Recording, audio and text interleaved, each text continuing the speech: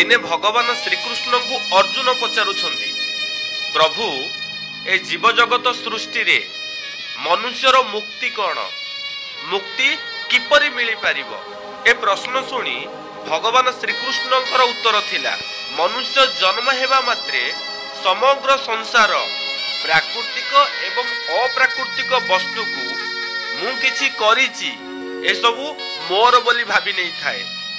जेपरिकी ए सबु धन मु कमेइछि, ए सबु संपत्ति मु उपभोग करूछि, ए आत्मीय लोक माने मो निजर, एपरिकी अनेक भावना रे बांधी दुख रे थाए। मुक्ति कदापि पाई पारि न थाए। मुक्तिर अर्थ हेउछि मु नुहे, ए सबु मोर नुहे।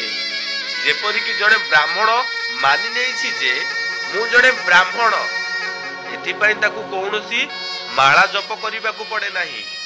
ठीक सही भली आमे मानिबाकू बाध्य होबा जे शरीर जेपरी प्रतिक्षण परिवर्तन हेउछि, ठीक सही परी भगवान को समर्पित देइथिबा व्यक्ति मानकर परीक्षा भी सेतिकी कठिन हेइ चालुछि। धन जन यौवन को मोह भाबी जे त्याग करिछि, सेही प्रकृत रे भगवान को पाई पारि।